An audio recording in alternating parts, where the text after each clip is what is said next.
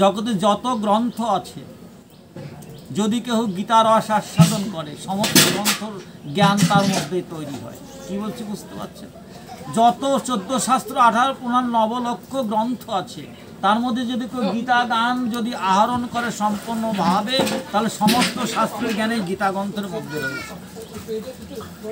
হরিবল। তাহলে এই গীতা শাস্ত্রস্থির দৃষ্টিস্থির মনস্থির করে যদি কেউ এবং গীতাকে যদি কেউ দখল করে, এই গীতার জ্ঞান যদি কেউ হৃদয়ে স্থাপিত করতে পারে তাহলে কি তার এই গীতা তরুণীকে আশ্রয় করে তারা অনায়াসে সংসার সমুদ্র পাড়ি দিতে পারে। যে মূঢ় মানুষ অভ্যাসের সাহায্যে গীতা জ্ঞান লাভ করে না পরে মোক্ষ লাভ কামনা করে সে বালকের হাস্যপদ। যে গীতা জ্ঞান শোনে না অথচ সে মোক্ষ লাভ চায় যে আমি ভগবানকে লাভ করবো, তা কখনো হয় না। হ্যাঁ, দিবারাত্র যারা গীতা শাস্ত্র শোনেন এবং পড়েন তারা মনুষ্যলোকে তারা দেবতুল্য, সন্দেহ নাই। শ্রীকৃষ্ণ গীতা জ্ঞানের দ্বারা অর্জুনের কাছে জ্ঞান শাস্ত্রের সগুণ ও নির্গুণ ব্রহ্মের তত্ত্ব বলেছেন। এই বলছে যে অর্জুনের কাছে সগুণ এবং নির্গুণের কথা বলছেন। এই যে দিবারাত্র যারা গীতা পাঠ করেন তারা দেবতুল্য, দেবতার সঙ্গে তাদের তুলনা করল। ভোগ মক্ষযুক্ত গীতার 18 অধ্যায়রূপ সোপানের সাহায্যে ভক্তি মুক্তি প্রভৃতি কর্মে ক্রমে ক্রমে মানবের। আর এই গীতা জ্ঞান তত্ত্ব যদি এই 10 অধ্যায় পর্যন্ত কে শ্রবণ করতে পারে, কিন্তু সেটা শাস্ত্রের দৃষ্টির মনস্থির করে, মানে গীতা গ্রন্থ সামনে থাকলে অন্যদিকে যেন তার মনোনিবাস না হয়, তাহলে কিন্তু আবার শুকুরজনিতে তার জন্ম হয়। গীতা লিখেছে, আমি তৈরি করে বলছি না। তাহলে গীতা যখন আস্বাদন করব, গীতারূপ তরুণীকে আস্বাদ যখন করব, তখন গীতাকেই আমার মনোনিবাস থাকবে, গীতাই আমার ধ্যান হবে, গীতাই আমার মন হবে, গীতাই আমার প্রাণ হবে। হ্যাঁ, গীতারূপ জলে স্নান করে সংসারের সমস্ত পাপ দূর হয়। আর এই যে আমরা গঙ্গা স্নান করি না, কিন্তু গঙ্গা স্নান করতে হয় না। গঙ্গা স্নানে গেলে সত্যিকারে পাপ মুক্ত হয়, তার বিশ্বাস আছে তার পাপ মুক্ত হয়, সত্যি বটে। কিন্তু গীতারূপের গীতার কথা শুনেও সমস্ত পাপ দূরীভূত হয়। হ্যাঁ, মনুষ্যলোকে তার সমস্ত কর্মই বৃথা হয়। যে গীতা পাঠ শোনে না তার সমস্ত কর্মই বৃথা হয়ে যায়। কাজেই যে ব্যক্তি গীতা অবগত নয় তার চেয়ে অধম আর এই ধরায় কেহ নাই। তার মনুষ্য দেহ জ্ঞান বিজ্ঞান ও কুলুষতাকে দিয়ে যে বললাম না, যার সুতত্ত্ব বিদ্যা নাই তার সেই জ্ঞানের কোনো ক্রম নাই। বিদ্যার উদ্দেশ্য নয় বিশ্ব বিজয়, সেবিলে বিশ্বপিতারে তব বিদ্যা হয়, বলেছি না এর আগে। কথাগুলো কত সুন্দর। গীতার অর্থজ্ঞান না যার নাই তার চেয়ে অধম কেহ নাই। তার দেহ উত্তম আচরণ বিত্ত সম্পদ ও গৃহশ্রমে ধিক। যে ব্যক্তি গীতা জানে না তার চেয়ে অধম আর কেহ এই তার নাই। তার প্রার্থ প্রতিষ্ঠা পূজা দান মহত্বে ধিক। সে যত কর্মই করুক, পূজা করুক, যা করুক, তার মহত্বে ধিক। হ্যাঁ, যে মনুষ্য অর্থসহ গীতা পাঠ না করে তার অপেক্ষা অধম কেহ নাই। যে জ্ঞান গীতায় কীর্তিত হয় নাই সেটি অসুরসম্মত জ্ঞান জানিবে, সেটা বেদ বেদান্ত নিন্দিত ধর্মহীন নিষ্ফল। বলছে যে জ্ঞান গীতায় লিখিত হয় নাই, জগতে যত জ্ঞান আছে এটা যদি গীতায় লিখিত না সেই জ্ঞান মানে গর্হিত এবং জগতে বেদান্ত নিন্দিত ধর্মহীন সব জ্ঞান গীতার মধ্যে আছে। ধর্মময়ী গীতা সমস্ত জ্ঞান প্রদায়িনী, তা সর্বশাস্ত্রের সার ও পবিত্রময়ী রূপে প্রশংসিতা। বলছে কি এই সমস্ত জ্ঞানের চেয়ে গীতা জ্ঞানটা সর্বধর্মের সব প্রশংসিত। বিষ্ণু পর্বে শ্রীহরিবাসর যিনি গীতা পাঠ করেন তিনি নিদ্রা জাগরণ গমন অবস্থানকালে শত্রু দ্বারা পরাজিত হন না। আর বিষ্ণু পরে শ্রীহরিবাসর যারা গীতা পাঠ করবেন তারা নিদ্রা জাগরণে কখনো শত্রুর দ্বারা পরাভূত হবেন না, কারণ তাদের এই সরাসরি শত্রুই তৈরি হয় না। হরি ভালো হলে গীতা পাঠ করেন। আচ্ছা, শালগ্রাম শিলার কাছে দেবালয়ের তীর্থে এবং নদী তীরে যে গীতা পাঠ করেন অবশ্যই তার সৌভাগ্য লাভ হয়। দেবকুনন্দন কৃষ্ণ গীতা পাঠে যেমন তুষ্ট হন সেরকম বেদ অধ্যয়ন দান যজ্ঞ তীর্থগমন ও ব্রতাদি দ্বারা তুষ্ট হন না। আর ভগবান কৃষ্ণ এই গীতা পাঠ করলে যা শুনবে কেন হবেন না? এই যে নির্জার ভক্তিরসের এ ভগবানের মুখাশ্রিত বাণী, তাই এই গীতা পাঠ করলে যত আনন্দ পায় ভগবান আর অন্য গ্রন্থ পাঠ করলে এত আনন্দ পায় না। পায় ঠিকই তার কথা বললে, কিন্তু এত পায় না। ভক্তি সহকারে যে ব্যক্তি গীতা পাঠ করেন তার বেদ পুরাণ প্রভৃতি সকল শাস্ত্রই পাঠ করা হয়। আর এই ভক্তি সহকারে গীতা পাঠ করলে সমস্ত বেদ পুরাণ যা আছে সব পাঠ করা হয়। যে স্থানে সিদ্ধপীঠে শালগ্রাম শিলা অথবা শিলাময় অন্যান্য দেবস্থানে স্বচ্ছবায় সব যজ্ঞস্থলে ও বিষ্ণু ভক্তের কাছে যিনি গীতা পাঠ করেন তিনি সিদ্ধি লাভ করেন। যিনি প্রতিদিন গীতা পাঠ করেন শ্রবণ করেন দক্ষিণা সহ তার অশ্বমেধের যজ্ঞ করা হয়। আর যিনি প্রতিদিন এক অধ্যায় করে গীতা পাঠ করবেন দেখবেন তার দক্ষিণায় মানে অশ্বমেধের যজ্ঞ করে আগে যে পুণ্যফল লাভ হতো এই গীতা পাঠের জন্যই তার হয়। যে ব্যক্তি ভালোভাবে গীতার অর্থ শ্রবণ করেন কিংবা অপরকে শ্রবণ করান তিনি পর সম্পদ লাভ করেন। আর যে ভালো করে অর্থসহ গীতা পাঠ করেন এবং অপরকে শোনান তে অন্যের সম্পদ লাভ করে থাকেন, পরসম্পদ। যে মনুষ্য শাস্ত্র অনুযায়ী বিধিপূর্বক ভক্তি সহকারে গীতা পুস্তক দান করেন, এই যে গীতা পুস্তকটা 14 বর্ষের দান হলো, দান করেন, তার পত্নী প্রিয় হয়, যশ সৌভাগ্য এবং আরোগ্য লাভ করেন তিনি, এতে সন্দেহ নাই, ও তার স্ত্রী প্রিয়তম হয়ে পরম সুখ লাভ করেন। যে গৃহে গীতার অর্চনা হয় সেখানে অবিচার উৎপন্ন দুঃখ বা অভিশাপজনিত কষ্ট উপস্থিত হতে পারে না। যেখানে গীতা পাঠ হয় সেখানে অভিশাপযুক্ত, সে অভিশাপও তার ব্যর্থ হয়ে যাবে যদি গীতা পাঠ শোনে, গীতা পাঠ করে যে গৃহে হবে, সেই স্থানে তিতাবজনিত পীড়া বা অন্য কোনো বেদি সাপ, পাপ, দুর্গতি ও নরক ভয় কিছুই থাকতে পারে না। একমাত্র গীতার দ্বারাই তারা পবিত্র হয়ে যায়। এই যে গীতা পাঠ সামান্যতম জিনিস নয়, আর যেখানে গীতা পাঠ হচ্ছে ভগবান আছেন, এই গৃহ পবিত্র হয়েছে, যা এ কলুষমুক্ত হয় সেই গৃহ, ইহাতে কোনো সন্দেহ নাই। কৃষ্ণচরণের দাস, যেখানে কখনো কারোর দেহে বিস্ফোটকাদি হয় না, তিনি কৃষ্ণচরণের দাস্য এবং একনিষ্ঠ ভক্তি লাভ করেন। সব সময় যিনি গীতা পাঠে রত থাকেন, পারাধ্যভোগ করে তার সর্ব জীবগণের সঙ্গে সখ্যভাব জন্মে। গীতা পাঠকারী ব্যক্তি মুক্ত সুখী হন। তিনি সব রকম মহাপাপ করলেও পদ্মপত্র জলের যেমন তা স্পর্শ করে না, যে পৃথিবীতে মুক্ত সুখী হয় এবং কর্মে লিপ্ত হয় না। যদি গীতা পাঠকারী অতীতে কোনো পাপ করে থাকেন, তার সে পদ্মপাত্র গরম যেমন জল দ্বারা না, তদ্রূপ গীতা পাঠ করে সেই পাপও তার গ্রহণ করতে হবে না। এত বড় সুখসাধ্যকর এই গীতা। অনাচারজনিত পাপ কথা বলার জন্য, অভক্ষ ভক্ষণজনিত অস্পৃশ্য স্পর্শজনিত জ্ঞান, অজ্ঞানকৃত ইন্দ্রিয়জনিত পাপও গীতা পাঠে মুহূর্তে বিনষ্ট হয়। আমরা ইন্দ্রিয় পরিতৃপ্তির জন্য যতগুলো পাপ করি সবাই বুঝতে পারি, তাহলে অজ্ঞান অস্পৃশ্য আহার করি, সে সমস্ত পাপগুলো সব গীতা পাঠ করলে দূরীভূত হয়। সবস্থানে ভোজনকারী, সব স্থানে দানকারী সেই ব্যক্তি গীতা পাঠ করলে কোনো পাপে লিপ্ত হন না। রত্নাদি পূর্ব পৃথিবীর যদি বিধিহীনভাবে গ্রহণ করেন, একবার গীতা পাঠ করলে তাহলেও তিনি স্ফটিকের মধ্যে শুদ্ধ থাকেন। এই গীতা পাঠ যে করেন, তিনি যদি শশা করা পৃথিবীর দানও গ্রহণ করেন, তাহলে তিনি পাপভোগী হন না। কেন?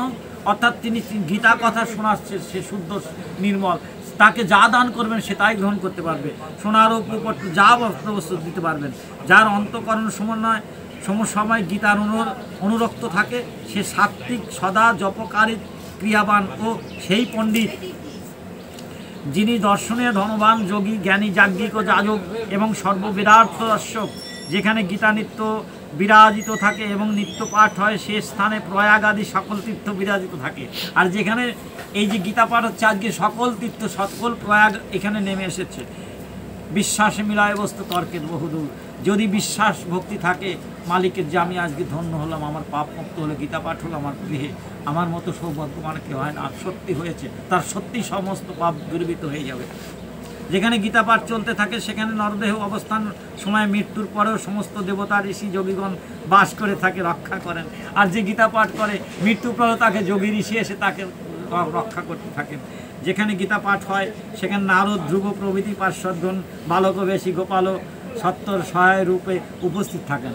তাহলে এই কথাগুলো হয় কেটে দিতে হবে, নাহলে ভগবান কৃষ্ণ এখানে আছেন, এটাই সত্য কথা। যে নারদ সহকারে এখানে গীতা কথা শুনছেন। যে স্থানে গীতার বিচার ও পঠন পাঠন হয় সেখানে ভগবান শ্রীকৃষ্ণ রাধা সহ আনন্দে ক্রিয়া করেন। যেখানে গীতা পাঠ হয় সেখানে ভগবান রাধা কৃষ্ণ আনন্দে ক্রিয়া করছেন, নৃত্য করছেন। শ্রী ভগবান মনে, হে পার্থ, গীতা আমার হৃদয়, গীতা আমার উত্তম সারবস্তু, গীতা আমার প্রতি অতি উগ্র জ্ঞান, গীতায় আমার অব্যয় জ্ঞান, গীতা আমার উত্তম স্থান, গীতা আমার পরম পদ, গীতা আমার পরম গোপনীয় বস্তু, গীতা আমার পরম গুরু। আমি গীতারূপ আশ্রয়ে অবস্থান করি, গীতা আমার পরম গৃহ, গীতা জ্ঞান আশ্রয় করে আমি তিলক পালন করি। গীতা আমার ব্রহ্মস্বরূপ স্বরূপম পরমবিদ্যা, এতে কোনো সন্দেহ নাই। ইহা অর্ধমাতা অক্ষরানিত্য অনির্বাচ্য পদসংহিতা। হে পাণ্ডব, গীতার গোপনীয় নাম সহ বলছি শোনো, এটি কীর্তনের সর্বপাপ সঙ্গে সঙ্গে বিনাশ প্রাপ্ত হয়। গীতার যে গোপন নামটা বলছে, এই নামটা যদি গীতা পাঠ শুনতে শুনে এই নামটা করা যায়, তাহলে তৎক্ষণাৎ সঙ্গে সঙ্গে যত পাপ আছে কীর্তনের সর্বপাপ বিনাশ প্রাপ্ত হয়। বলেন গঙ্গা, গীতা, সাবিত্রী, সীতা, সত্যা, প্রতিব্রতা, ব্রহ্মাবলী, ব্রহ্মবিদ্যা, ত্রিসন্ধ্যা, মুক্তিগেহিনী, অর্ধমাতা, চিদানন্দা, ভবগ্নি, ভ্রান্তিনাশিনী, বেদত্রয়ী, পরানন্দা, তত্ত্বার্থ, জ্ঞানমঞ্জুরী। গীতার এই কয়টি নাম যিনি স্থির চিত্তে জপ করেন তিনি জ্ঞানে সিদ্ধি লাভ করেন ও মৃত্যুর পর পরমপদ লাভ করে থাকেন। এই কয়টা যদি প্রতিনিয়ত সকাল সন্ধ্যা দুপুর বলতে পারেন, এইটা মুখস্থ। তুমি আর একবার বলো তো, আর একবার বলি আমরা দেই, আর একবার বলো তো এই কটা কথা।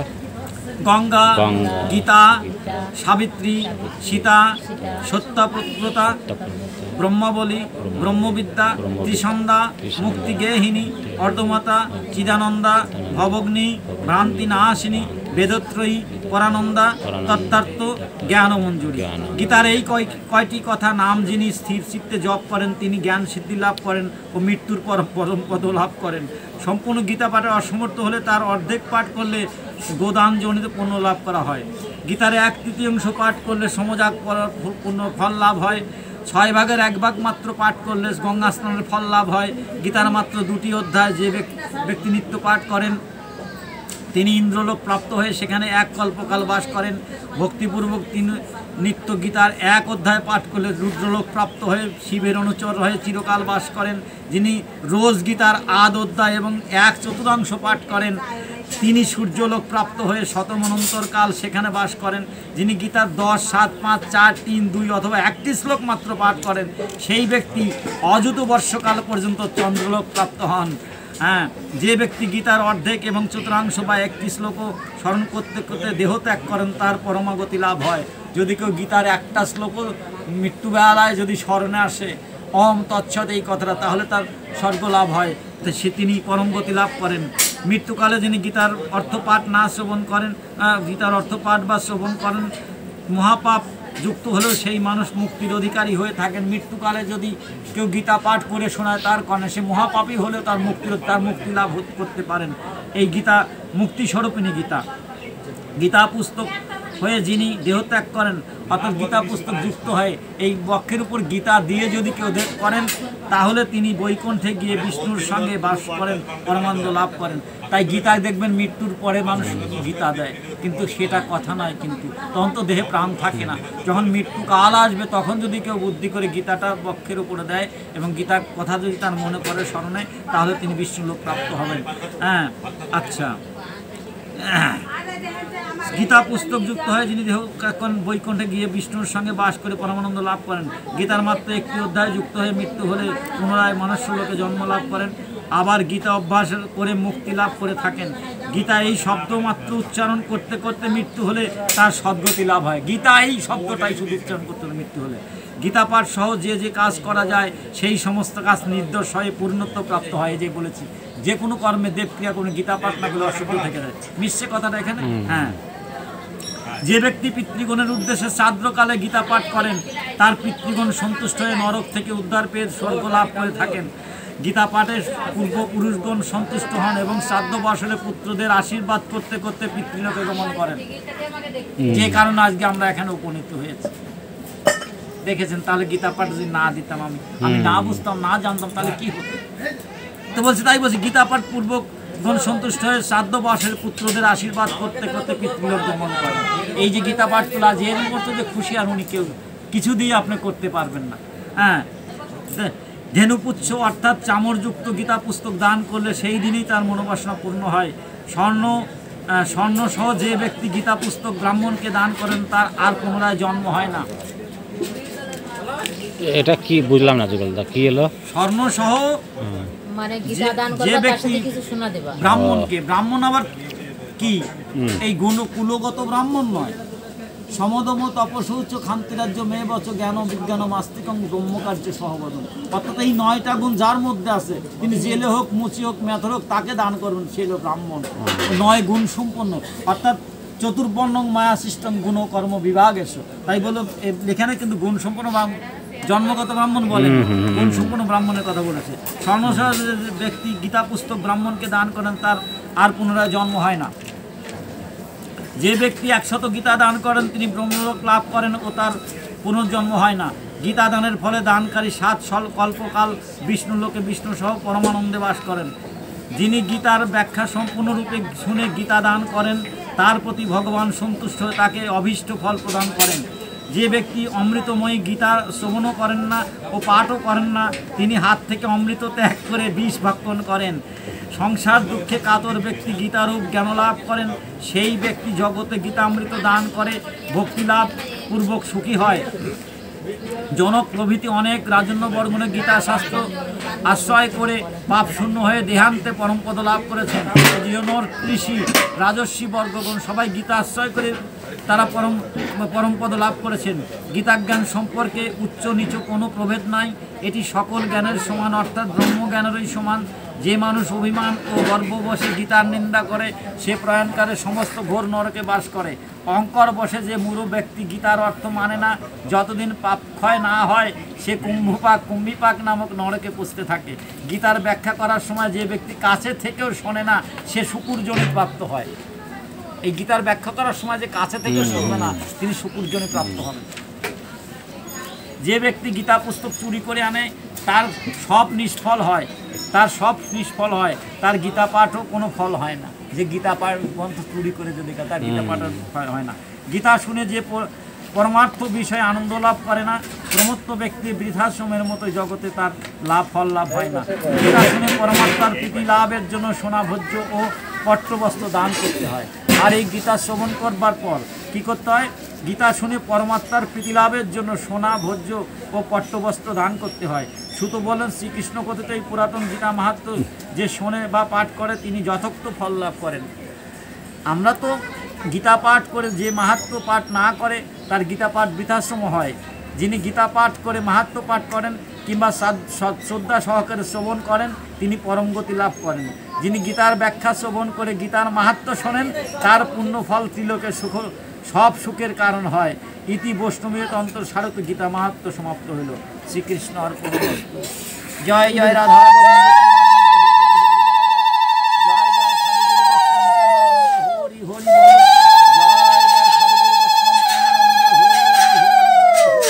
তাকে আমি আমার নিত্যধামে প্রবেশ করার জন্য সেই জ্ঞান ও যোগক্ষেম আমাদের প্রদান করেছি। হে ভারত, যে যে সময় ধর্মের গ্লানি হয় অর্থাৎ অধর্মের প্রাদুর্ভাব হয়, যুগে যুগে আমি সেই ভক্তদের জন্য দুষ্টের দমন এবং সৃষ্টির পালনের জন্য অবতীর্ণ হয়ে থাকি। হে অর্জুন, আমার এই রকম দিব্য জন্মকর্ম সম্বন্ধে যে লোক জ্ঞাত হন, দেহত্যাগের পর আর তার এই জন্ম হয় না, তিনি আমাকেই লাভ করে থাকেন। যদি একবার কেউ বুঝতে পারেন ঈশ্বরই সর্ব কারণে কারণে বহুনাং জন্ম নমস্তে জ্ঞানমান প্রান্তবদ্ধ বাসুদেবায় সর্বমিতি সমাহাত্মাসু দুর্লভ। বহু জন্মান্তরের পর ভজন সাধন করতে করতে যদি একবার বুঝে যায় যে হে এই সংসারে নিত্যবস্তু ভগবান শ্রীকৃষ্ণ, মই পিতবাস কিশোরীর দাস ইহাতে সন্দেহ যার কোটি জন্ম সাধন নিষ্পন্তার। আমি ভক্তির কথা ছেড়েই দিলাম প্রাথমে।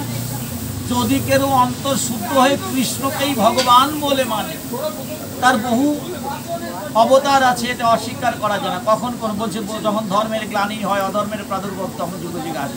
কতবার এসেছেন আমরা জানি না তার জন্ম মৃত্যু। হে অর্জুন, আমি স্বীয় প্রকৃতিতে আমি আপন মায়ায় জগৎ সৃজন করে থাকি। আমাকে ধারণ করে আমার স্বীয় প্রকৃতিকে আশ্রয় করে আমি বারবার এই জগতে আসি। হে অর্জুন, তুমি আমাতে আসক্ত চিত্ত বোধ ক্রয় করে আমাতে মনোপ্রাণ সুখে দিয়ে আমার শরণাগত হও। বহু মাহাত্ম্যগুণ জ্ঞানে তপস্যায় আমার ভাব অর্থাৎ মোক্ষ প্রাপ্ত হয়েছে। হে অর্জুন, তুমি আমাতে মনন স্থাপন করো, আমাতে আশ্রয় করো, আমাকেই প্রেম নিবেদন করো, আমাকেই ভক্তি করো। আমি তোমায় কথা দিচ্ছি, আমি তোমায় বৈকুণ্ঠে নিয়ে চলে যাব। আমাকে যারা যেভাবে ভজনা করেন আমি সেইভাবে তাদেরকে এই জগৎ সংসারে যার যেমন চাওয়া তার তেমন পাওয়া। কেউ কেউ চাইছে হে গোবিন্দ ধন দাও, ঐশ্বর্য, টাকা পয়সা দাও, কিন্তু এ সুখ তো চিরস্থায়ী নয়, এ সুখ ক্ষণস্থায়ী। একদিন আপনার সেই ঐশ্বর্য ছেড়ে চলে যেতেই হবে। তাই বলো দুর্লভ কি? দুর্লভ শ্রীকৃষ্ণ ভজনা। দুর্লভ লোভিয়া সংসারে কৃষ্ণ না ভজিনী জালরে বিফলে দুর্লভ আমাদের অভাব কি? বোধোদয়ের অভাবটা কি? অর্থাৎ আমাদের ভগবানের প্রতি বিশ্বাস কেন নাই, তার প্রতি সঠিক আশ্রয় নেয়নি, তাকে বিশ্বাস করে আমরা তাকে ডাকতে পারি না। এই আমাদের বোধোদয়ের অভাব। তাই কি বললেন, সর্বপ্রকার আমারই পথ অনুসরণ করেন যারা আমার ভক্ত, তারা আমাতেই মনস্থাপন করে, আমাকে মনোনিবাস করে তারা চলতে থাকে। এই গোবিন্দ তুমি যেমন কর্মফল কামীরা এবং জগতের ফল লাভের আশায় দেবতাগণের উদ্দেশ্যে যাগযজ্ঞ তপস্যা করে থাকি, বিভিন্ন পাওয়ার জন্য আমরা দেবদেবতার পূজারে করি, কিন্তু হে অর্জুন যারা আমাকে চায় তারা অন্তিমে আমাকেই পায়। অর্থাৎ বিষয় বাসনার প্রতি আসক্ত যখন কমে যায় আর গোবিন্দকেই আপন বলে ভাবে, সে মানতে পারে, জানতে পারে, তাকে ডাকতে পারে এবং নির্মল বিশুদ্ধ ভক্তিতে তাকে ডাকলে পরে তিনি কৃপা করে থাকেন। তাই অর্জুনকে বললো, অর্জুন তোমার সকল পাপ তাপ আমি নিয়ে নেব। তুমি জানো না, দ্বিতীয় অধ্যায়ে বুঝালেন অর্জুনকে আত্মা অবিনশ্বর, জলে ডোবে না, আগুনে পড়ে না, বোঝা তবু যেন মানছে।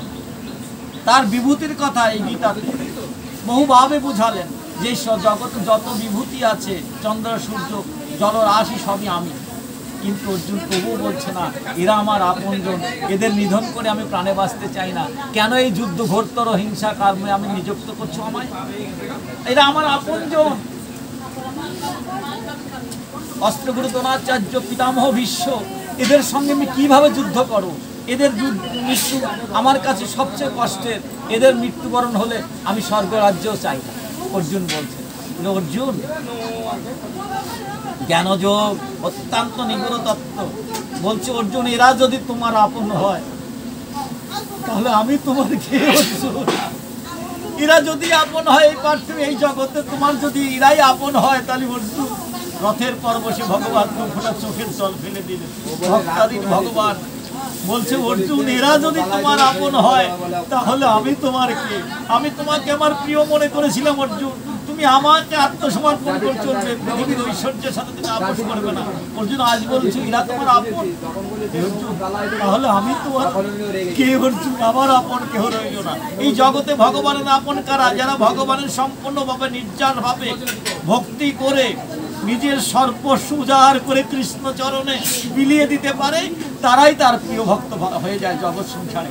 বাবা জেনে রাখো একটা কথা, ভগবানকে জমিরেশ্বরী করে দিতে হয় না। সংসার খারাপ নয়, কিন্তু সংসারের মধ্যে থেকেও ভগবানকে সংসারের কর্তা ভেবে আর অমৃতাস্য আয়দামানি দিব্যানি তস্তু, আমরা সবাই এক অমৃতের সমান সন্তান, আমরা সবাই ভাই ভাই কেহ পর নয়, এই যথার্থ জ্ঞানটা প্রয়োজন। আর ঈশ্বরে নির্মল ভক্তির প্রয়োজন, বিশ্বাসের প্রয়োজন। তাই বলছি যারা আমাকে সর্বলোকের মহেশ্বর এবং সর্বকারণের কারণ বলে জানেন, আমি বিধাতা, আমি অচিরেই তাদের এই মৃত্যুময় সংসার থেকে পরিত্রাণ দিই। অর্জুন তাই তুমি কেন মোহগ্রস্ত হয়ে এদের আপন বলছো? তুমি জানো না অর্জুন, এই জগৎ সংসারে যে সকল আপন করে কৃষ্ণকে আপন ভেবে তার হৃদমন্দিরে আমাকে স্থাপন করে যদি কেউ, তাহলে সেই যে আমার প্রিয়, সেই আমার আপনজন। কৃষ্ণ কাঁদছে রথের পর বসে, অদ্ভুত জ্ঞান বলছে, হে অর্জুন যদি এরাই তোমার আপন তাহলে আমি তোমার কে? আমার বলতে কেউ থাকে না। আমি যে কারণে এই জগৎ সৃজন করেছি, যে এই আমার জীব মানব জন্ম দিয়েছি তাদের, যে তারা আমার ভজনা করে আবার দুর্লভ মানব জন্ম ছেড়ে আবার আমার নিত্য ধামে ফিরে আসবে। অর্জুন আমি তোমার রথের পর বসেছি সারথি, যদি তুমি মরে যাও এই অর্জুন আমি কথা দিচ্ছি তোমাকে বৈকুণ্ঠে নিয়ে চলে যাও। আরে হে অর্জুন তুমি যদি যুদ্ধে জয়ী হও, রাজত্ব করো, তবু পাশে থাকবো আমি চিরকাল অর্জুন। কারণ আমি ভক্তাধীন ভগবান, ভক্তের বাদ্য ভবরাদ্য আমি ঠাকুর নারায়ণ, ভক্তই আমার মাতা পিতা, ভক্তই জীবন। আমার অভাব শুধু এই জগতে ভক্তের, আর কোনো কিছু অভাব নাই ভগবানের। নারদকে বলেছিলেন, নারদ আমার ভক্ত মনগত প্রাণ, আমি ভগবান হলে কি আমি ভক্তকে বড় ভালোবাসি। বলছে তা ঠিক, ভক্তটা তোমায় কিভাবে পাবে? নারদ বললেন কিভাবে? বলে ষোড়শ উপাচার আমার সেবা করলে তারা পাবে। বলে ষোড়শ উপাচার তো সবাই সেবা করতে পারবে না, তাহলে সবাই তো বাদ রয়ে যাবে অধিকাংশ লোক। তুমি কাকে ধর্ম ঐশ্বর্য দেবে আর দেবে না সেটা তুমি জানো, কাকে তুমি পাঁচতলায় রাখবে কাকে বটতলায় রাখবে সেও তো তুমি জানো। তারা বলছে তাহলে কি করা যায়? না অর্জুন এটা হয় না, তার নারদ এটা হয় না, আমি কি করব? আমি বিধান দিলাম ফল জল পত্র পুষ্প দিলেই আমার সেবা হবে। বলছে যদি ফল জলও না থাকে পুষ্পপত্র বলছে তাহলে আছে বিধান। এই যে দয়াল অবতার এসে সেই বিধানটা দিলেন। গৌরাঙ্গ মহাপ্রভু যে শূদ্র ভদ্র কালকে বাঁচে নাই, কে কতটা পাপ করেছে দেখেন, পরিণাম দিয়ে পরিত্রাণ করবার জন্য কেঁদে কেঁদে বেড়ালেন মহাপ্রভু।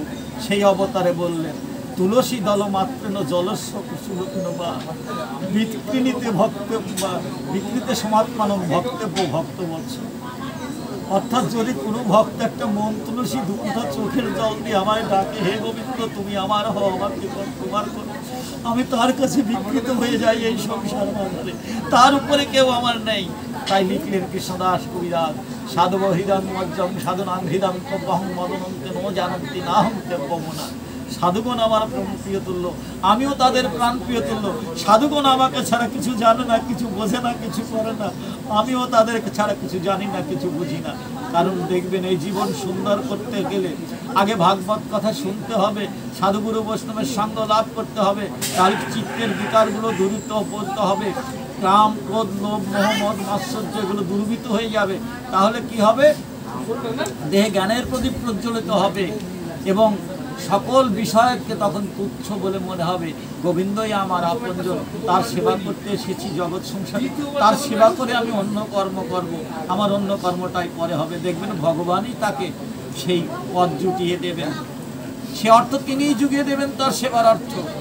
এই জগতে কেউ যদি বলতে পারেন যে আমি হরিসভা দিয়ে দরিদ্র হয়ে গেছি, আমি যুগল সরকার হয়ে বলছি হরিসভা দিয়ে গরিব হয়ে গেছি, আমার খুব অমঙ্গল হয়েছে, আমি তার সমস্ত দায়ভার গ্রহণ করব যেহেতু হরিসভা দিয়ে। তা হয়নি, স্বভাবের দোষে মানুষ দরিদ্র হয়েছে, স্বভাবের দোষে কর্মফলে মানুষ দরিদ্র হয়েছে। কেউ হরিসেবা দিয়ে বৈষ্ণব সেবা দিয়ে দরিদ্র হয়নি, কখনো হতে পারে না। যেভাবে জয়ছে তাহাই প্রভু কইছে, যে সত্যিকারের সাধুগুরু বৈষ্ণব সেবা করে তার সেবার অর্ঘ্য ভগবান নিজে হাতে করে নিয়ে আসেন। গীতার নবম অধ্যায় 22তম শ্লোকে লেখা আছে, যেহেতু আমি জ্ঞানযোগ অধ্যায় করছি আমি সব বলতে পারি সব অধ্যায় থেকে, যেহেতু জ্ঞানময় গীতা, গীতা মাতৃস্বরূপিণী, হ্যাঁ পারের তরণী গীতা। তা বলছে অনন্য সিংতম তমং যে জানা পর্য পাশ হতে তেষাং নিত্য অভিযুক্ত মান যোগস্বরম বহম। বলছে এই সংসার মাঝে যারা অন্য অন্য চিন্তা বাদ দিয়ে আমার স্মরণ লয়, আমি যুগে যুগে তার বোঝা পর্যন্ত বয়ে দিই, ভগবান নিজে স্বীকার করেছে। দেখবেন এমন হবে আপনার একটা কর্মে যাচ্ছেন, কোনো আশা নেই সে কর্মের সুফল হওয়ার, দেখবেন আপনার শুধু যদি গোবিন্দ চিন্তা করেন একটা সুখবর এসে কানে বাজবে যে তোমার এইটা সত্যি হয়ে গেছে বাবা। কে করা? তার কৃপায় হয়। মানুষ সত ইচ্ছা থাকলে ধনী হতে পারে না, সত ইচ্ছা থাকলেও উচ্ছন্নে যেতে পারে না, তার অজ্ঞানতা তাকে উচ্ছন্নে নিয়ে যায়।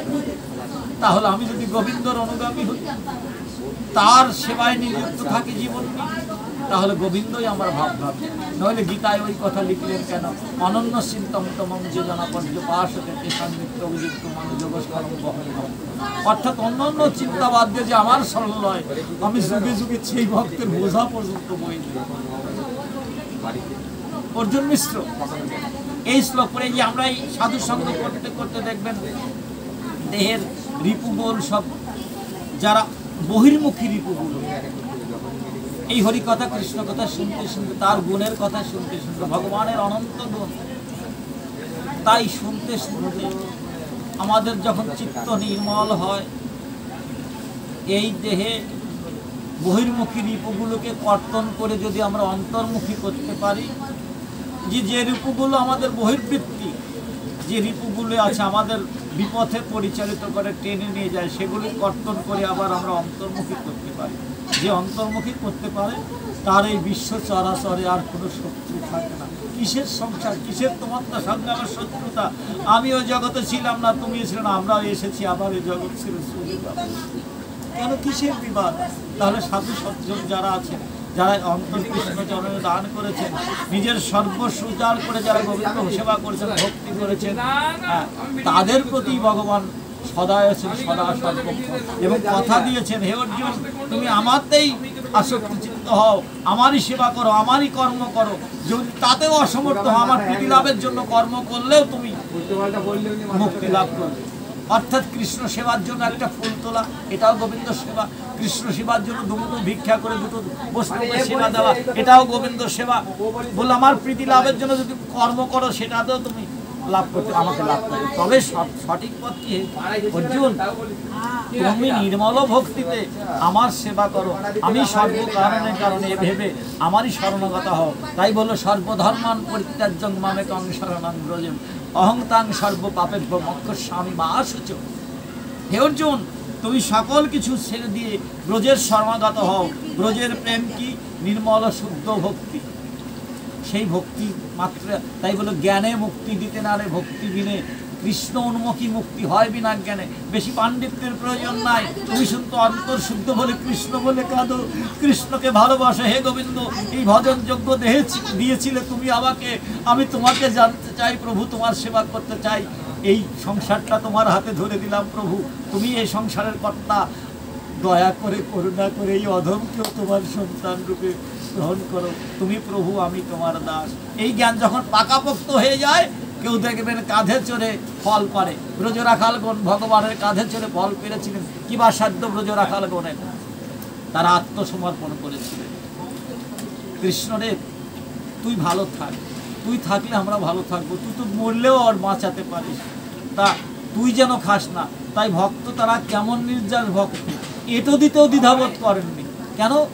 এককালে তারা ভগবানকে দেখেছেন। যশোমতী যেমন স্তনদুগ্ধ কেটে দিয়ে আজকে ধরাসতী ছিলেন, সে আজকে যশোমতী হয়েছে। ভগবান কৃষ্ণের কান ধরে, গোপাল রে তুই আমার দুষ্টমি করছিস, তুই পরের ঘরের ননি চুরি করে খাস। কত ননি, তার অভাব কিসের? ভগবানকে কত সহ্য বিরিশি যুগ যুগান্তর বনবাসী দেওয়া সেবা দেওয়ার জন্য বসে আছে, আর সেই ভগবান ননি চুরি করে খায়।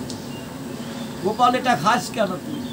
বলছি কেন খাই? ওরা আমায় ডাকে যে, বলছে ডাকে তো কে? বলছে হ্যাঁ, যারাই এই ননি বানায় তারা ভাবে যদি গোপাল যদি আমার সন্তান হতো, কৃষ্ণ যদি আমার ছেলে হতে, আমার করে ননি কিন্তু আমি ভার ভার ননি আমি কৃষ্ণকে দিতাম। কৃষ্ণ ননি চুরি করে খায়, ওরা দুঃখ করে, ওরাও আমার কৃষ্ণ ছেলে বলে মানতে চায়। তোমার ভাগ্যে আমি ধরা দিয়েছি, তাই ওদের ননি চুরি করে খেলে কি হবে? তুমি তো আমার মা যশোদা, তুমি মা যশোদাই আছো। বলছে গোপাল আর খাস না, তোকে আমি বেঁধে রাখবো। পার্থক্যটা এইখানে, বলছে বেঁধে রাখবো। আজকে ভগবানের মা হয়ে ভগবানকে বলছে বেঁধে রাখবো। কোন অধিকারে, কোন সূত্রে পেয়েছিল? যদি সত্য যুগের ধরাসতী, সেই হলো যশোমতী হয়ে আমি বিশ্বপতি দুগ্ধ করি পা। আমি জগতের পিতা, সে কেন ধরাসতী হলাম? আমাকে নারায়ণকে এক সময় সেবা দিয়ে ধরাসতী স্তন কেটে, তা সেই সুবাদে আমি তার ঋণ শোধ করলাম, মা তার স্তনদুগ্ধ পাঠ করে। তাহলে কর্ম অনুযায়ী মানুষ ভোগ করে পাপ পুণ্য, সুখ দুঃখ আর হাসে কান্না সব ধরবে। জগতে ভালো কর্ম করবেন, পুলিশ ধরবে না, মন্দ কর্ম করবেন, পুলিশ ধরবে। তদ্রূপ যশোদা বলছে তুই দুষ্টামি করেছিস। বাৎসল্য প্রেম, দেখেন ভগবানের প্রেম কত সহজ, ভগবানের সাধনা। একটা কথা বলে যাই পরিষ্কার করার জন্য, সাধনা তিন প্রকারে, ব্রহ্ম, আত্মা, ভগবান। এই সাধনার মধ্যে ব্রহ্মের সাধনা অত্যন্ত ক্লেশকর। সুখদেব করেছে, ব্রজের উদ্ধব ব্রহ্মর সাধক ছিল।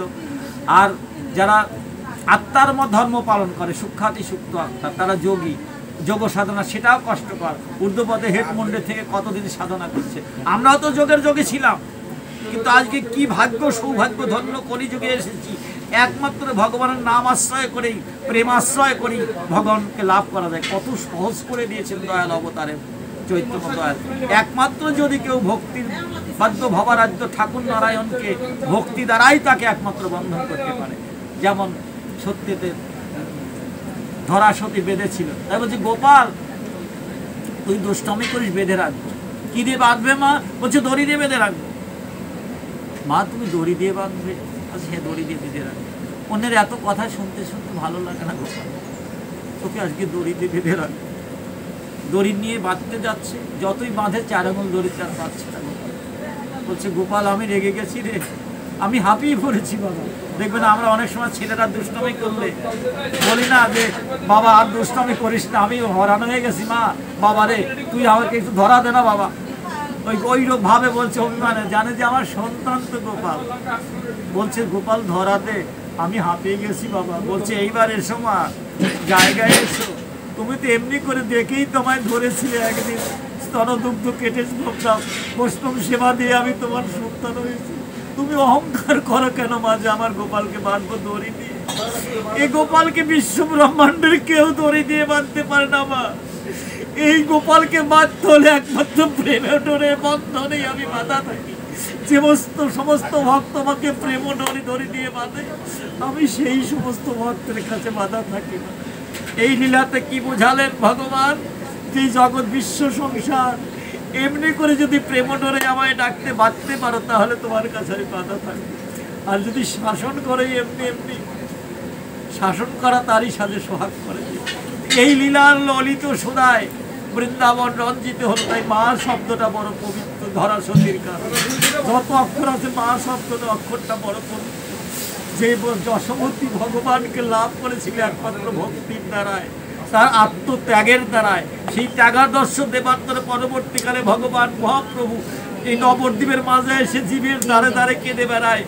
বলে যে প্রেমেতে আমি ঋণী আমার প্রেমের গুরু রাধারানী, বেদ বিধির উপরে জানি সেই প্রেমের নিবাস। অর্থাৎ কন প্রেম, কোনো কৌশলগত প্রেম নয়। বলছে বেদ বিধির উপরে জানি, যারা নিজের সর্বস্ব উজাড় করে জীবন যৌবন সমর্পণ করে আমাকে আত্মনিবেদন করে আমাকেই শুধু ভালোবাসে, কোনো কিছুর বিনিময়ে চায় না, সেই ভালোবাসায় আমি জগতে বাধা থাকি। ভগবানকে বাঁধতে গেলে আগে প্রেম ভালোবাসা, প্রেম ধরিতে বাঁধতে হয়। তার প্রমাণযজ্ঞে যখন ভগবান প্রমাণযজ্ঞ করছেন, বৃন্দাবন পরিত্যাগ করে চলে এসেছিলেন, প্রভাতযজ্ঞ করেন। বলছে ব্রজগোপীগণ, তুমি প্রভাতযজ্ঞ করছো কেন? কত শত যোগী ঋষি যুগ যুগান্তর বনবাসী হয়ে কাঁদে হে কৃষ্ণ তোমারই জন্য, আর তুমি যজ্ঞ করে কি পাওয়ার আসে বলো? বলছে অহত কি ভক্ত যেবা করবো আমি তাহার সেবা। এই যজ্ঞের অর্ঘ তাদের কর্মদান। এই জগৎ সংসারে যারা আছে, যারা নিঃস্বার্থ মনে আমায় ভালোবাসে, যারা আমার কাছে কিছু চায় না, শুধু আমাকেই চায়, তাদের আমাকে দিয়ে তাদের এই যজ্ঞর অর্ঘ আমি তাদের চরণে দান করবো। ভগবান এই নদিয়ায় আসবেন বলে ভেবে দাপর লীলার বলল, ধন্য ধন্য বৃন্দারণ্য নিষ্কাম প্রেম সাধনার জন্য সকল লীলার অগ্রগণ্য থাকবে চিরকাল। কেন? ব্রজগোপিনীগণ আমায় যে ভাবে আপন করে বেঁধেছে, সেই প্রেমটাই চাকবে চিরকাল মানুষের মুখে মুখে। সেই প্রেম নিবেদন করতে যাব আমি নবদ্বীপের মাঝে, যে আমি নিজে রাধাভাবে বিভাবিত হব, কৃষ্ণ মনমতো অকৈতব প্রেমের এবার করিব প্রকার। আমি যাব নবদ্বীপে, যে আমি ভক্ত সংকলব, আমি নিজে ভক্ত হব, আমাদের আমি আশ্রয় দিব, হব গৌরাঙ্গ রতন। তাই বললেন, এটা কারা জানতে পায়? মধ্যমতি সেই লীলা করে করা নাই, কোনো ভাগ্যবানে দেখিবারে পায়। সেই জগতের মানুষ যারা আজও আমায় বৃন্দাবনে দেখে, তারা শ্যামের বাঁশি ব্রজে শুনতে পায়, তারা শ্যামের বাঁশি শুনে গিয়ে মধুর বৃন্দাবনে বল হরি বল হরি বল বলে ধুলায় গড়াগড়ি দেয়। একটা কথা লহস্তি, ভক্ত বড় ভক্তির গুণে, আমি কৃষ্ণ জনার্ধনে প্রেম ভক্তির কাঙাল, আমার লীলায় ভগবানে প্রকাশ করে ভক্ত বিনে গুপ্ত আমি থাকি চিরকাল। তাই যিনি ভগবানকে বাঁধবেন, প্রেম ডোরি দিয়ে বাঁধার চেষ্টা করবেন। কৌশলগত অবস্থায় দড়ি দিয়ে বাঁধা যায় না যে ভগবানকে, যার কৃপা লাভ করা যায় না। আর যার কৃপা লাভ করলে এহ জগৎ পরকাল উভয়েরই ভালো হয়। সেই ভগবানকে বাঁধতে গেলে কোনো কৌশল নয়, বিদ্যা নয়, শুধুমাত্র প্রেম দড়িতেই তাকে বান্ধন করতে হয়। প্রেম দড়িতেই তিনি বাঁধা থাকেন। তা ভগবান প্রভাত যজ্ঞে এসে বলছে, আমি কার জন্য যজ্ঞ করছো? আমার ভক্ত যারা, অহৌতুক ভক্ত যেবা করবো আমি তাহার সেবা। বলছে তুমি কাঁদছো কেন রাধে? বলছে কাঁদছি কেন? আমি কাঁদছি কেন জানো? তারপর তিনি তো বৃন্দাবন দ্বারকায় সেই গীতার সৃষ্টি হল, তা অর্জুনের রথের সারথি হল। তাহলে তুমি কাঁদছো কেন প্রভাত যজ্ঞে? বলছে কাঁদছি কেন জানো? আমরা যে কৃষ্ণকে দর্শন করতাম, তার হাতে বাঁশি ছিল, তার গলায় বনফুলও মালা ছিল, এই স্বর্ণহারের মালা ছিল না, তাই কষ্ট হচ্ছে, কাঁদছি। আমাদের সে রাখাল কৃষ্ণ, ব্রজের রাখাল, কাহা কাহা বৃন্দাবন, কাহা সেই গোপের নন্দন, কাহা সেই মুরলী বদন, কাহা সেই ত্রিভঙ্গ ঠান, কাহা সেই বেণুগান, কাহা প্রভু মদন মোহন। সখীরে যমুনা তটিনী কুলে কেহেলি কদম্ব মূলে সখী করে নিয়ে চলো তরায়, অন্তিমের বান্ধব হয়ে যমুনার কালয় লিপু মোর গায়ে। কৃষ্ণ নাম তদপুরি লিখো সবে সহচরী, আমার বেষ্টন করি বলো সবে হরি হরি, আমার পরাণ যখন বাহির হয়। রাধারানীর দুর্লভ পা চাওয়া পাওয়া ছিল, হে কৃষ্ণ হে গোবিন্দ হে প্রাণ সখা, যখন আমার এই প্রাণ চলে যাবে তুমি বাঁশি হাতে করে দাঁড়িয়ে তোমাকে দর্শন করতে করতে যেন আমি চলে যেতে পারি। দেখবেন এই জগতে যারা খাঁটি খাঁটি কৃষ্ণ ভক্ত অনুরাগী ভক্ত তারাও এমনই চায়, হে গোবিন্দ আমার শেষ নিঃশ্বাসের কালে, আমার শেষ জপের কালে যেন তোমার ভজন সাধন করতে পারে, স্বরূপ দর্শন করতে করতে চলে যেতে পারি। এই আমার আকিঞ্চন, তাহলে একটা ভালো জন্ম পেলেও পেতে পারি, একটা কৃষ্ণ ভক্ত মায়ের ঘরে জন্ম হলেও হতে পারে। রাধারানী চাও ব্রজের বিশুদ্ধ ভক্তি বলে একে। এই এমন ত্যাগ যাদের আছে, মানে কোনো কিছু সত্যের জন্যে ভালো নয়, সত্য পাওয়ার, সত্যকে বিসর্জন দিয়ে যাই কিছু পাই না কেন সত্যকে বিসর্জন দেওয়া উচিত নয়। আর বহু কিছু সব কিছুর বিনিময়ে সত্যকে পরিত্যাগ করা যায় না। যেমন নিত্য বস্তু ভগবান, সত্য বস্তু ভগবান। আমরা নিত্য থেকে এসেছি, আমি তো যোগের যোগী ছিলাম, মাতৃগর্ভে হেডমন্ডে ছিলাম, যে না আমরা মাতৃ সাধনা, আমি জগতে যাব না। ভগবান বললে তুমি মাতৃহত্যার দায় করবে, তুমি যাও যে আমার নাম গুণ কীর্তন করো, আমি তোমার এই সংসার সমুদ্রের থেকে আবার তুলে নিয়ে আসবো। যোগের যোগী ছিলাম আমরা, বেরোলাম, এসে আমরা ভুলে গেলাম মায়ামোহন। এবার যখন ধীরে ধীরে এই দেহেই কুমার যৌবন বার্ধক্য এলো, সবার কাছে অপ্রিয় হয়ে গেলাম, তাচ্ছল্যের পাত্র হয়ে গেলাম। কেন? কৃষ্ণ সেবা ছাড়ি সংসার সেবা করতে করতে জীবন কেটে গেল। ওই মন পেয়েছি কারো, যে আমি কারো বাসনা পূর্ণ করতে পেরেছি, পারবো না। আমরা কেউ কারো সাধ্য নেই যে সংসারে এই ভবদাবাগ্নিতে সবার আশা পূর্ণ করা, কিন্তু একদিন এই সংসার ছেড়ে সবাইকে চলে যেতে হবে। তাই বলো হে অর্জুন, তুমি এই জ্ঞানতত্ত্ব কথা শোনো, আমি সর্ব কিছুর বিভূতি, আমি ছাড়া এই জগৎ সংসারে কিছু নাই। আমাতে আত্মসমর্পণ করো, আমাতে মনোনিবাস করো, আমাতেই সর্বকর্ম সমাপ্ত করো। তুমি ফলাকাঙ্ক্ষা পরিত্যাগ করে আমার শরণাগত হও, আমি অবশ্যই তোমাকে উদ্ধার করো। এই সংসার খারাপ নয়, এই সংসারে এই কৃষ্ণ প্রেম ভক্তির জন্য ব্রহ্মা বিষ্ণু এসেছেন। কারণ ব্রহ্মলোকে থাকেন ব্রহ্মা, কিন্তু তার অন্তরাত্মা জুড়ায় না, কবে কৃষ্ণ দর্শন হবে। তাই কৃষ্ণের সঙ্গ লাভ করবার জন্য যুগে যুগে ব্রহ্মা এসে থাকে। গরুচুরির দায়ে বৃন্দাবনে ব্রহ্মা অভিশপ্ত হলেন কৃষ্ণের কাছে, বললো যে তোমাকে যবনের হরিদাসের হয়ে যবনের ঘরে তোমার জন্ম হবে, তুমি হরিদাস রূপে নাম নেবে। তা কি করলেন? কেনই হরিদাসের কথা বলতে হয়? যেখানেই আপনার চাদ্য বাসর, হরিদাসের নির্যাস একটু আলোচনা করতে হয় মানুষ। এটা অনেকে জানে, অনেকে জানে না। আবার প্রত্যেকটা মহাজনরা জানেন যে হরিদাসের নির্যাস আলোচনা না করলে পরে মৃত্যু বা সেই বাসরের ইয়ে হয় না। তা হরিদাস চিন্তা করলেন, ভগবান কেন বৃন্দাবনে বাঁশি বাজাবে, ভগবান কেন গরু রাখবে, ভগবান কেন গরু চড়াবে, ভগবান তিনি বৈকুণ্ঠে থাকেন, এ কথা সত্য নয়। আমি দেখি ভগবান, এ কি সত্যি ভগবান, আমি তাকে যাচাই করে দেখবো সত্যি ভগবান এসেছে কিনা বৃন্দাবনে। সবাই বলছে কৃষ্ণ ভগবান। ব্রহ্মার অভিলাষ, কেন আসতে হবে তো একটা কৌশল। যে গরু চুরি করলেন, একদিন গরু চুরি করলেন, আবার তিনি সমস্ত গরু আবার রাখাল আবার ভগবান তৈরি করলেন, গরুগুলো তৈরি করে আবার রাখালদের হাত তুললেন। পরের দিন গরু চুরি করলেন, দেখে যে আবারও গরু গোধনে চলছে, বলছে সর্বনাশ। তৃতীয় দিন চুরি করলেন, সেদিনও দেখছেন যেমন গরু তেমনই আছে, ভগবান আবার গরু তৈরি করেছে। ভগবান জগৎ সৃজন করেন, তৈরি করেছে। তখন ব্রহ্মা চিন্তা করলো, তাই তো আমি কি ভুল করলাম, সত্যি কি ভগবান বৈকুণ্ঠ থেকে বৃন্দাবনে এসেছে? এই পরীক্ষা করতে গিয়ে ব্রহ্মা কি করলেন, চলে গেলেন ব্রহ্মলোকে। যে দেখে যে এখন ব্রহ্মলোকের যে দাঁড়িয়ে ছিল, বলছে তুমি কে? বলছে আমি ব্রহ্মা, তোমাদের ব্রহ্মা। বলছে আমি তো তোমায় চিনি না। ব্রহ্মা চোখের জল নির্গত হলো, হায় রে আমি কি সর্বনাশ করছি, ভগবানকে পরীক্ষা করতে গিয়েছিলাম, আজ আমারই দাঁড়ি হয়ে আমাকে চিনছেন, আমাকে ঢুকতে। বলে তুমি কোথাকার ব্রহ্মা? বলছে আমি চতুর্মুখী ব্রহ্মা। আমাকে চিনতে পারতো না? আমি চতুর্মুখী ব্রহ্মা, আমাকে ঢুকতে দাও। বলছে না, আমাদের ব্রহ্মা তো বসে রয়েছে, আমাদের ব্রহ্মা তো বসে রয়েছে, তোমাকে তো আমরা চিনি না। চোখের জল নির্গত করে গোবিন্দ সকাশে ছুটে গেলেন, যে বলছে হে গোবিন্দ আমি অপরাধ করছি, হে বালক কৃষ্ণ তুমি যে ভগবান বুঝতে পারিনি, তুমি বৈকুণ্ঠ থেকে মানব আকারে এসেছো, আমি তোমায় পরীক্ষা করতে গিয়ে অপরাধ করে ফেলছি, ক্ষমা করো প্রভু। বলছি ক্ষমা তোমার হবে না, কর্ম অনুযায়ী মানুষ ভোগ করে পাপ পুণ্য সুখ দুঃখ হাসি কান্না সবই কর্মের জন্য। যাও তোমাকে আগত কলি যুগে তোমাকে যমনের ঘরে তোমার জন্ম দেওয়া হবে। বলছে প্রভু যমনের ঘরে আমাকে জন্ম দাও, তাতে দুঃখ নাই, যেন তোমার হরিনাম ভুলে না যাই প্রভু, যেন তোমার নামগুণ কীর্তন করতে পারি আর তোমার চোখে দর্শন করতে পারি প্রভু। আমি তোমায় স্পর্শ করতে চাই না, তবু যেন কৃষ্ণ দর্শন। এই ভগবানের তিনটি বিশেষত্ব গুণ জানবেন। অনন্ত অনন্ত গুণের সম্মুখীন ভগবান, দুষ্টের দমন সৃষ্টির পালনকারী, তার মধ্যে তিনটি গুণ প্রধান।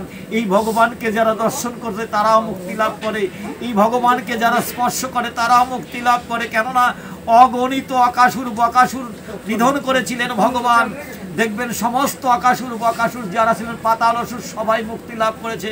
পুতনা রাক্ষসী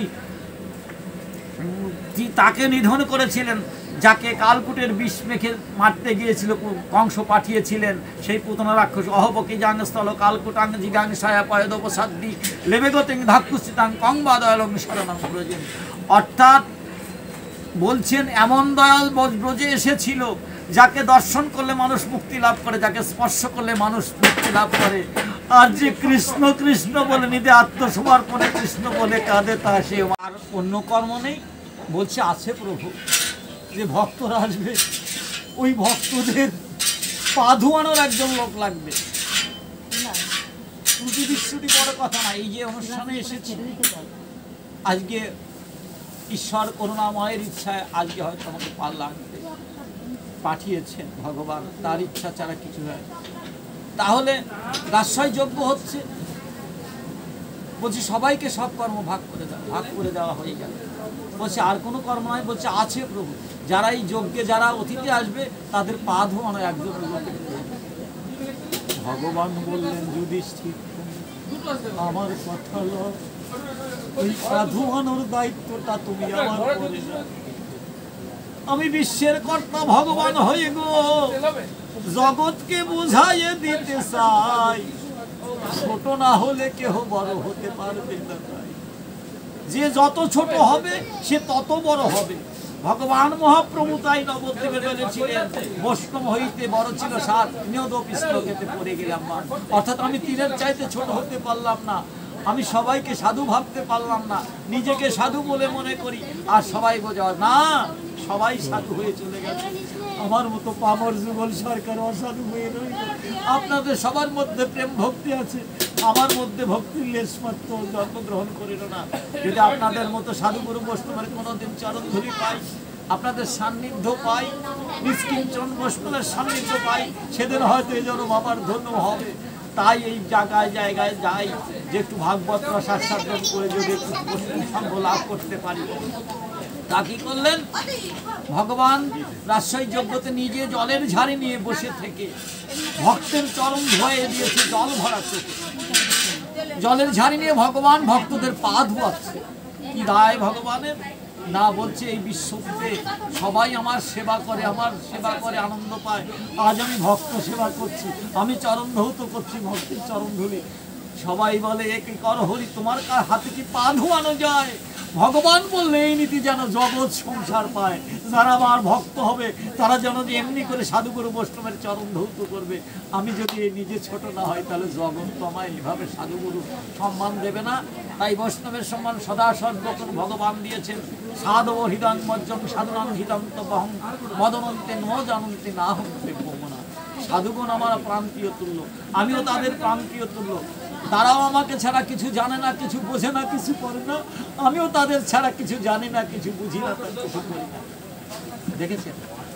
তাহলে মূল কথা হচ্ছে ভক্তি যার ভগবান তার।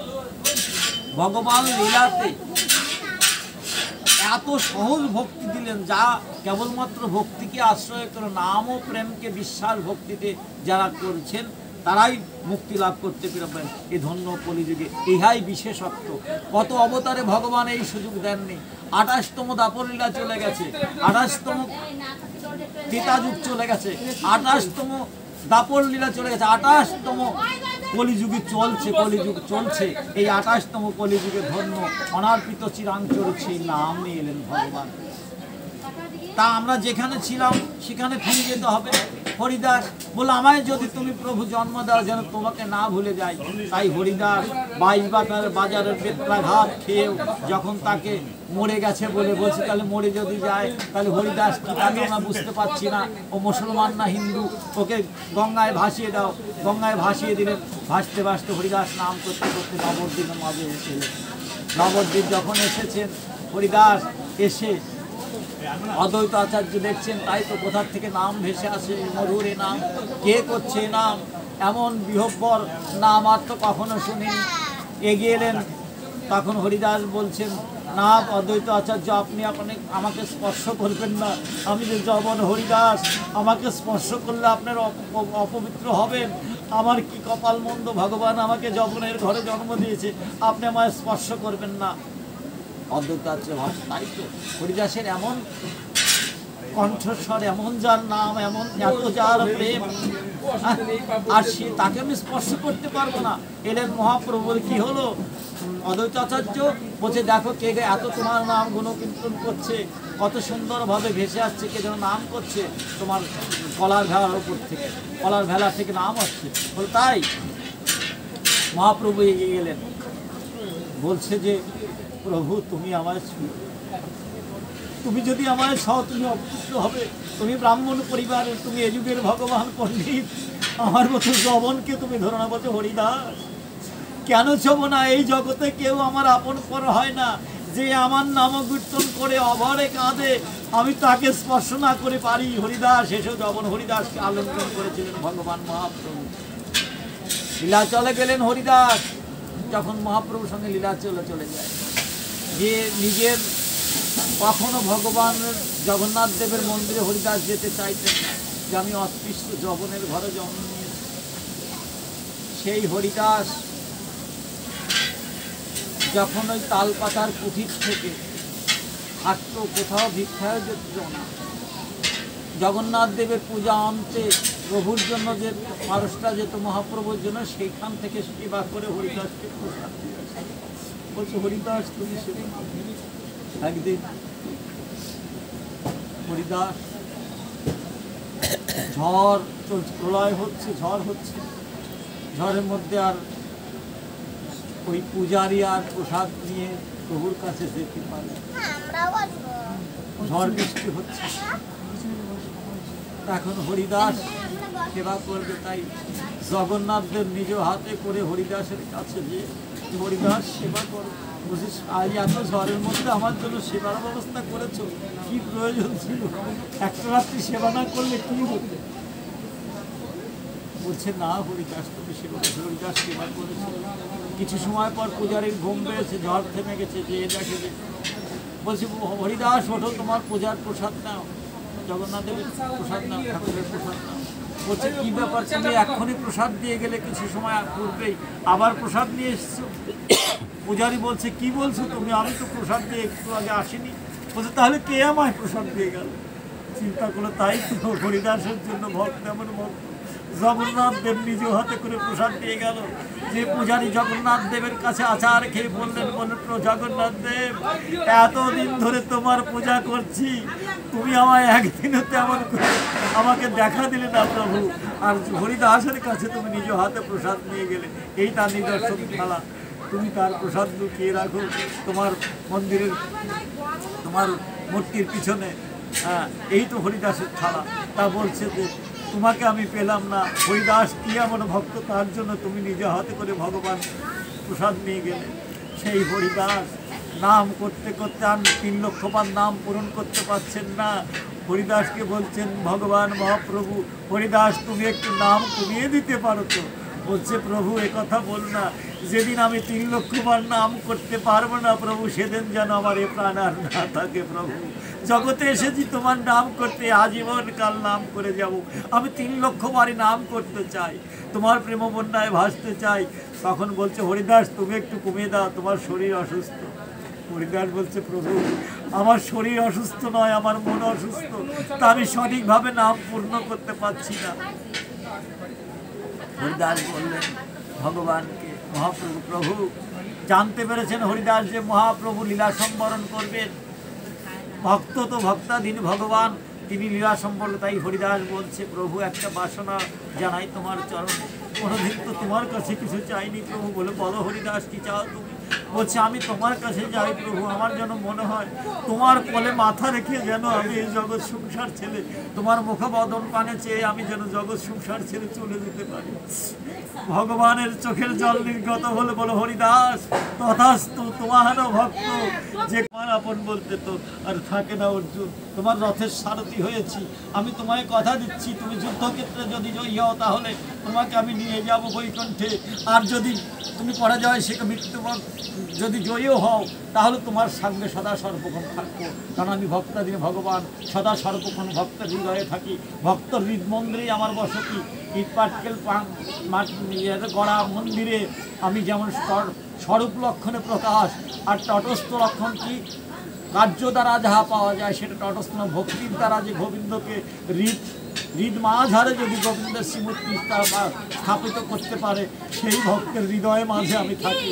মন্দিরেও তখন আমার ভালো লাগে না, আমি ভক্তের হৃদ মন্দিরে থেকে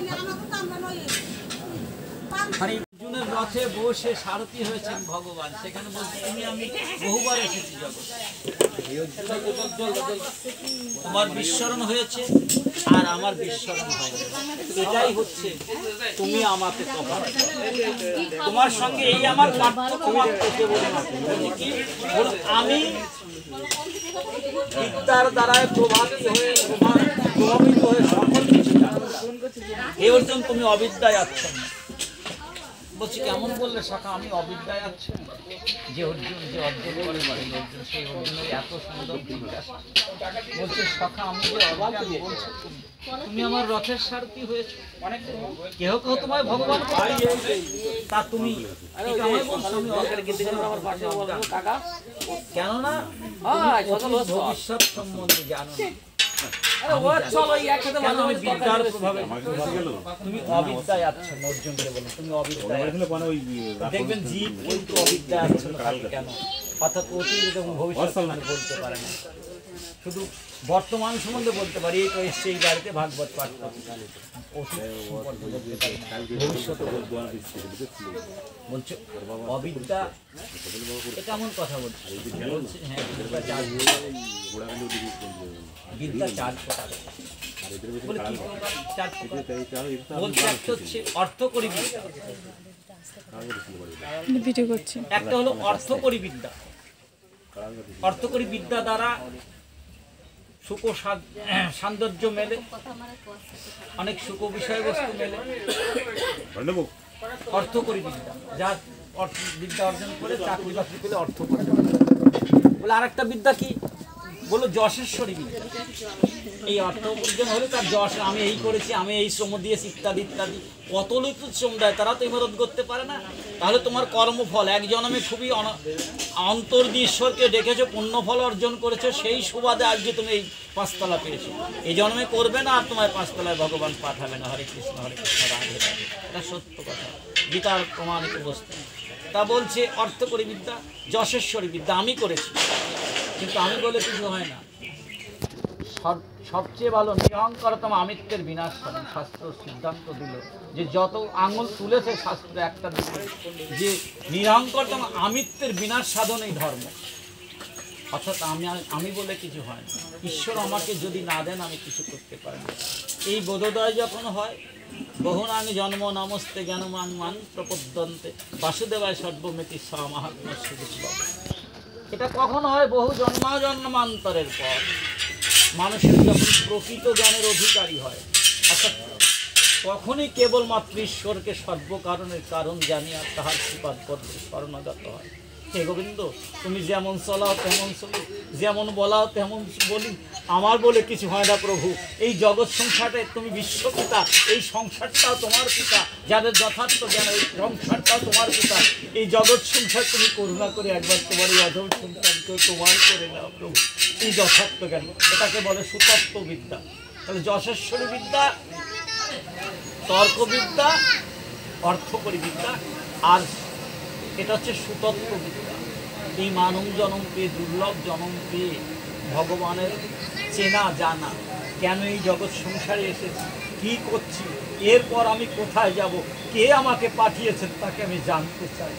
এই জীবন জিজ্ঞাসা যদি মানুষের মধ্যে শুরু না হয়, এই বিরহ যদি অন্তরে না জাগে, তাহলে সত্যিকারে ভগবানকে জানা যায় না, সাধু সঙ্গ করা যায় না, সাধু সঙ্গে মন বসে না, ভগবানের কথা শুনতে ভালো লাগে না।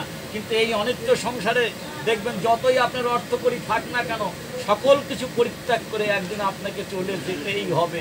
সেদিন যাবার বেলায় আপনার সঙ্গে কেউ ছুটে যাবে। এত আপনজন সংসারের, এত আপনজন, কত ভালোবাসে, কতদিন ভালোবাসে বাবা এই জ্ঞানতত্ত্ব অর্জন পেতে, কতদিন ভালোবাসে? যতদিন আমি শ্রম দিয়ে তোমাদের কিছু দিতে পারবো ততদিন তোমরা আমায় ভালোবাসবে। যখন দিতে পারবেন না, বৃদ্ধ হবেন, তখন আর কিন্তু সেই ভালোবাসা থাকবে না। তাই তো তুমি আর কিছু দিতে পারো না সংসারকে, তোমায় আর ভালোবাসা যায় না। কেন যায় না? এতদিন যে তোমাদের জন্য শ্রম দিতে গিয়ে তোমাদের জন্য আমার খাটতে খাটতে কৃষ্ণ সেবা থেকে বঞ্চিত হয়েছে। একদিন হা কৃষ্ণ গোবিন্দ বলে ডাকিনি, কৃষ্ণ সেবা করিনি, একটা কৃষ্ণ পূজার 1 টাকার একটা ফল নিয়ে এসে গোবিন্দ চরণে বিলিয়ে নি, তোমাদের খাবার জুগিয়েছি, যে আমার সংসার আছে, আমার সংসার আমার করে মরেছি, আজ তোমরা আমায় পর করে দিচ্ছ। হরিবল হরিবল, তখন মানুষের বিবেক চৈতন্য হয়, বিবেকরূপী মহাপুরুষ জাগ্রত হয়। তাই তো এই সংসারে যা করে, যে সংসার আমার তো সব ভুল করেছে। পরন্ত বিকাল যখন এসে যায়, যখন শরীরে একটু দেখবেন রোগ বিরোধ এসে জমছে, তখন অনুশোচন আসে, হায় রে গোবিন্দ, এই তো আমার এখন চলে যেতে হবে।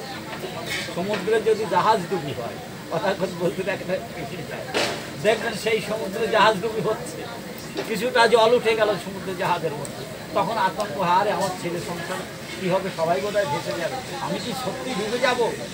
এমনি করতে যখন আরও জল উঠে যায় জাহাজের, উঠতে যখন শেষ পর্যন্ত এখনই ডুবে যাবে, তখন মানুষ গোবিন্দের শরণাগত হয়।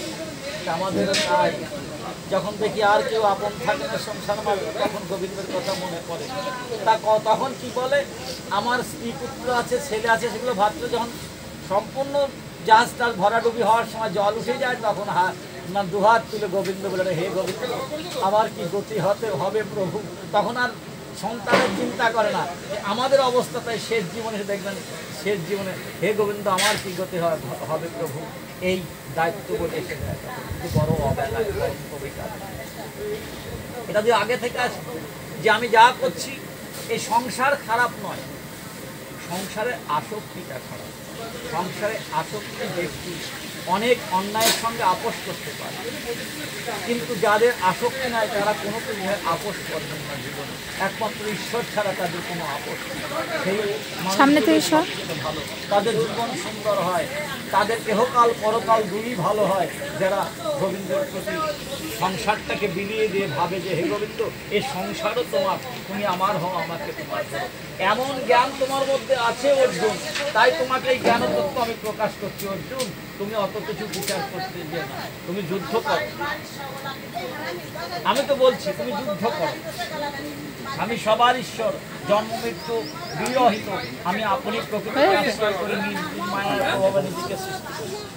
তুমি জানো না অর্জুন, আমি যে তোমার রথের সারথি হয়েছি, কিন্তু আমি এই যে মানবাকার ধারণ করেছি, কিন্তু তুমি কি জানো আমি সবার ঈশ্বর? যে যদি কোনো মানব জানতে পারে